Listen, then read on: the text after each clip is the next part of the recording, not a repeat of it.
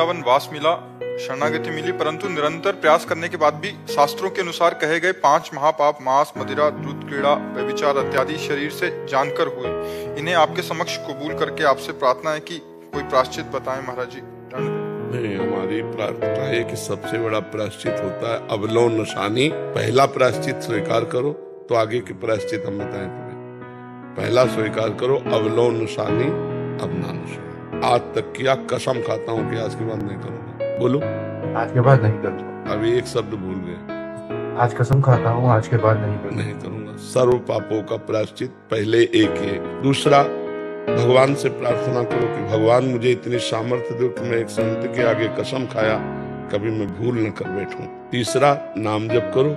और चौथा, वृंदावन की परिक्रमा दो। एक परिक्रमा दंडवती ले दो, ठीक है? ठीक है महाराज जी। दंडवती परिक्रमा आपने बताई है, अगर वो एक ही दिन में करनी है या नहीं? एक दिन में तो हो ही नहीं सकती ना, वो क्रम बाई क्रम होती है। जितना 2-3 दिन आराम से लगाइए, और जितने में लगाइए तो उसको फिर आगे मत क्रॉस कीजिए। पीछे जा सकते हैं आप, आगे नहीं जा सकते। राइट में इष्ट देव है इसलिए थूक नहीं सकते, लघु शंका नहीं कर सकते। बाएं मार्ग में, लेफ्ट में ही कीजिए, और आगे नहीं जा सकते, पीछे लौट सकते कितना भी। तो ये कम से कम 7-8 दिन की साधना है, एक दिन में थोड़ी हो पाएगी। 13-14 किलोमीटर है, मतलब 1500 दंड बैठक जो मारता है, हम मान सकते हैं कि 2-4-6 किलोमीटर पहले चल सकता, नहीं हाथ पैर धर जाएंगे आपके। कष्ट वाली साधना है, लेट के। तो 7-8-10 दिन लग सकते हैं आराम से लगा। महाराज जी कह रहे हैं कि इनकी धर्मपत्नी का विवाह हो गया, फिर उन्होंने धर्मपत्नी का विवाह हो गया।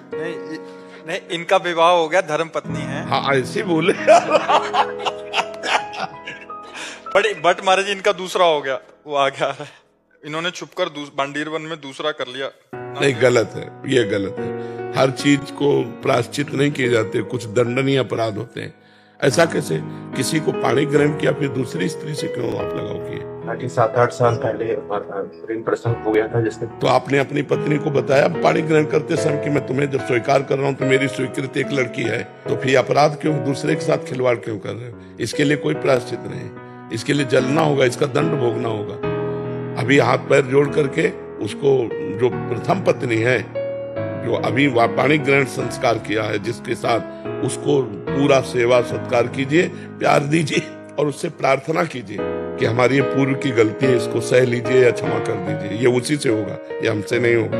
महाराज जी तुम ना बता पाए, और अगर उसको पता चला फिर। महाराज जी जो अभी दूसरी मेरी पत्नी है, वो अभी आध्यात्मिक की ओर चली गई है, निरंतर नाम जप कर रही है, वो भगवान की तरफ लग गई है। अगर उसका हृदय जल गया तुम्हारी इस क्रिया को जान करके या समझ करके, तो उसके लिए कोई प्रायश्चित नहीं, तुम्हें भोगना पड़ेगा समय आने पर। ये कैसा खिलवाड़ किया जाता है जिंदगी में? अगर पहले थी तो पाणी ग्रहण क्यों किया? उसको स्पष्ट कह देती कि प्लीज मैं आपसे कुछ बात करना चाहता हूँ, मेरा प्रेम प्रसंग है, मैं आपको धोखे में नहीं डालूंगा, अब आपको करना है तो कर लीजिए। अगर अपनी बात हम कह देते हैं किसी से, तो हमें दबने की बात नहीं रहेगी। अब उसको तो आपने स्वीकार कर लिया कि पत्नी रूप में, इसके बाद दूसरे से चरित्र। अब ठीक हो जाओ यार, नहीं बहुत दुर्गति होगी इन सब आचरणों से। कुछ नहीं रखा, भोग लिया, कुछ मिला क्या तुम्हें? फिर क्या है? राधा। नमन शर्मा जी अम्बाला से।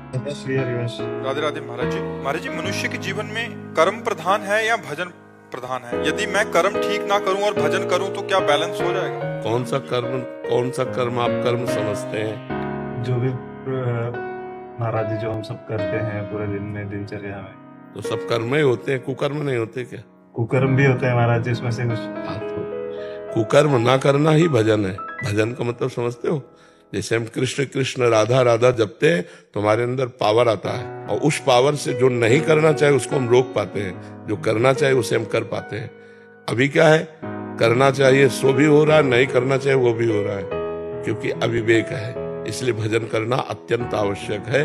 भजन से ही सत्कर्म होते हैं, बिना भजन के सत्कर्म हो ही नहीं सकते हैं। कर्म तो हमारी दुर्गति करते चले आ रहे हैं, अब भजन करेंगे तो हमारे वो कर्म होंगे जो सदगति जिनसे हमारी होगी। इसलिए भजन अनिवार्य है। भजन का तात्पर्य है हमारा पवित्र आहार होना चाहिए, हमारे पवित्र विचार होने चाहिए। हमें हर समय परम पवित्र भगवान का मधुर मधुर नाम स्मरण करते हुए, चाहे फावड़ा चलाना हो, चाहे विद्यालय जाना हो, जो भी कार्य हो, भगवान का स्मरण कर, अब होगा उद्धार, अब होगा मंगल। समझ पा रहे ना? नहीं तो अभी मन हमारा अच्छे काम के लिए सलाह देगा, थोड़ी देर में बुरे काम के लिए सलाह दे देगा, तो वो हो जाएगा निषिद्ध कर्म और ये हो जाएगा शुभ कर्म। लेकिन दोनों बांधने वाले, मुक्त करने वाला तो कोई कर्म बना ही नहीं, भजन। इसीलिए दोनों के बंधन में ना बंधे, न शुभ के, न अशुभ के, न सुख के, न दुख के, नाम जप करें।